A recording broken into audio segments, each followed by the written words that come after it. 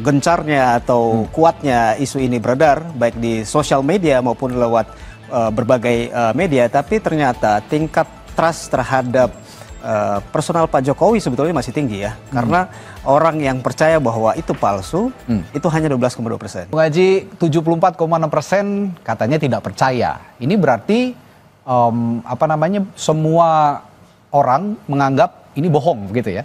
Ya, artinya gini Mas, 74,6% ini artinya angka yang cukup telak ya dalam opini publik ya, bahwa isu ini sebetulnya gagal menjadi isu yang mainstream. Ya, karena yang percaya itu hanya 12,2%. Ya, seperti data di sini. Dan kita lihat bahwa angka 74,6% ini artinya walaupun di tengah gencarnya atau kuatnya isu ini beredar baik di sosial media maupun lewat berbagai media, tapi ternyata tingkat trust terhadap personal Pak Jokowi sebetulnya masih tinggi ya, karena orang yang percaya bahwa itu palsu itu hanya 12,2%. Oke.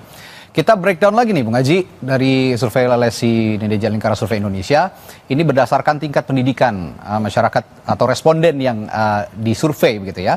Untuk tingkat SD, SMP, SMA dan D3 ke atas atau mungkin strata 1 ya ini ya.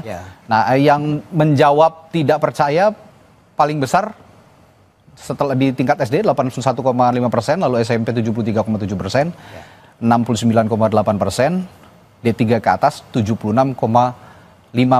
Ini berarti dari semua tingkatan pendidikan, latar belakang pendidikan, termasuk SD. SD ini kan boleh dikatakan tingkat pendidikan yang paling rendah begitu. Mereka pun tidak percaya dengan soal ini ya.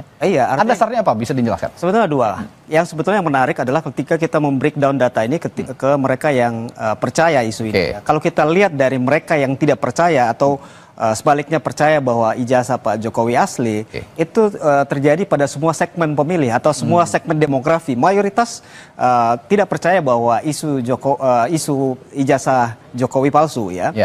Tapi ketika kita tanya tentang mereka yang tidak percaya, justru yang tidak percaya ini banyak pada segmen di menengah bawah, baik secara pendidikan maupun secara tingkat pendapatan. Jadi segmen ini sebetulnya segmen yang sejak lama merupakan basis pemilih Pak Jokowi maupun pemilih Pak Prabowo Gibran pada pemilu 2024 kemarin. Jadi justru yang percaya adalah segmen menengah ke atas, secara pendidikan maupun secara pendapatan. Jadi kalangan terdidik ya atau terpelajar ya, kelompok menengah atas yang tinggal di perkotaan, justru mereka yang lebih banyak percaya dengan isu ijazah palsu Jokowi. Ini yang menarik sebetulnya. Yang di perkotaan justru ya? Ya, di perkotaan. Percaya. Jangan lupa dalam persepsi publik ya, kalau kita bicara tentang berita yang dianggap hoax ya, itu sebetulnya harusnya di level paling bawah. Karena level paling bawah secara pendidikan misalnya adalah mereka yang tidak punya akses yang cukup terhadap informasi, sehingga gampang terpapar pada informasi yang belum benar ya.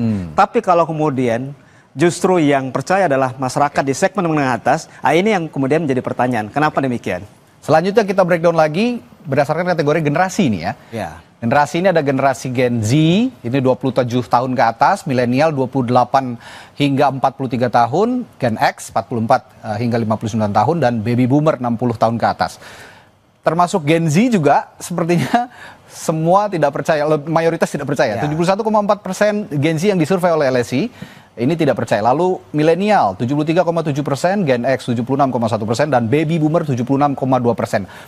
Yang Anda katakan tadi klaster perkotaan yang ini kan mewakili juga generasi ya. Generasi Z ini kan juga banyak yang teredukasi di perkotaan. Kalau kita lihat semakin tinggi usia, makin tinggi pula mereka yang tidak percaya pada isu ijazah palsu Pak Jokowi ya.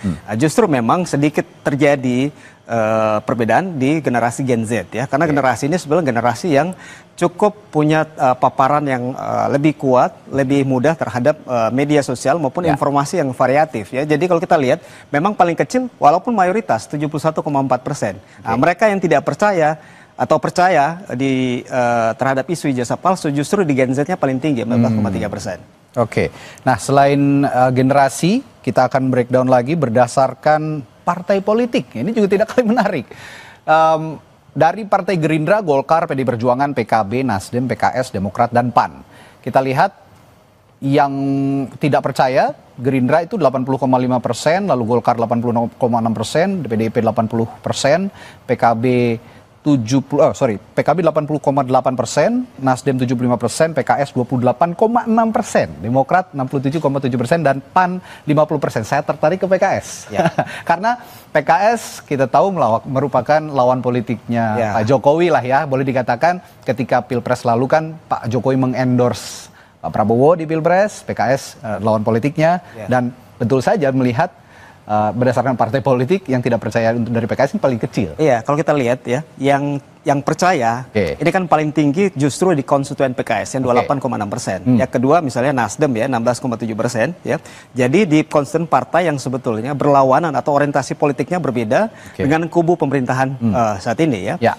Dan justru kalau kita lihat dengan data ini menunjukkan bahwa kita harus lihat karakter pemilih PKS ya. Karena karakter pemilih PKS adalah pemilih yang mayoritas tinggal di perkotaan, terdidik ya, dan rata-rata dari sisi kelas menengah ke atas, sehingga memang ini juga paralel dengan data sebelumnya dari sisi tingkat pendidikan ya. Jadi kita lihat memang menarik. Partai koalisi, partai oposisi yang konstituennya justru mayoritas tidak percaya justru PDIP ya. Ini menarik, padahal mereka adalah partai politik yang kemarin berbeda di saat pemilu 2024. Kalau kita lihat ini memang tidak bisa terlepas dari posisi Pak Jokowi sebelumnya. Kita tahu bahwa Pak Jokowi lama di PDIP ya, di konstituen PDIP basis akar rumput sebetulnya Pak Jokowi masih punya kekuatan yang signifikan. Oleh karena itu kita lihat di basis PDIP sebetulnya tidak banyak terpengaruh dengan isu ijazah palsu Pak Jokowi. Itu yang menarik. Tidak cuma partai politik, LSI Denny Joa juga mengukur dari pemilih capres ya pada saat Pilpres. Kita akan lihat pemilih Anies Baswedan, Ganjar Pranowo, Prabowo Subianto, dan juga rahasia. Saya bisa menebak ya sebelumnya bahwa pemilihnya Anies Baswedan sepertinya yang paling pemilih Prabowo Subianto ya paling banyak tidak percaya, tapi pemilih Anies Baswedan yang paling sedikit yang paling banyak percaya dan paling sedikit tidak percayanya. Ini bisa Anda jelaskan soal ini? Ya, pertama tetap ya bahwa mayoritas sebetulnya tidak percaya, termasuk pemilihnya Pak Anies ya, 51% tidak percaya. Tapi kalau kita lihat segmentasi yang percaya, itu yang tadi saya sampaikan bahwa dari sisi breakdown data kita lihat sebetulnya yang tidak percaya terhadap isu ijazah palsu ini sebetulnya merata hampir di semua segmen. Tapi yang percaya itu hanya terkonsentrasi pada segmen tertentu. Tadi terutama mereka yang terpelajar tinggal di perkotaan, kalangan menengah ke atas, dan orientasi politiknya berbeda dengan kubu pemerintahan saat ini. Artinya mereka yang memang sejak lama kalau kita lihat itu memang bersikap oposisi terhadap Pak Jokowi, sehingga ketika isu ini kemudian beredar atau isu ini muncul, mereka kemudian meyakini keyakinan mereka sebelumnya, karena sebetulnya mereka adalah pemilih yang memang kritis terhadap Pak Jokowi sejak lama, yang kebetulan pada Pilpres 2024 kemarin memilih pasangan capres yang lain yang tidak di-endorse oleh Pak Jokowi.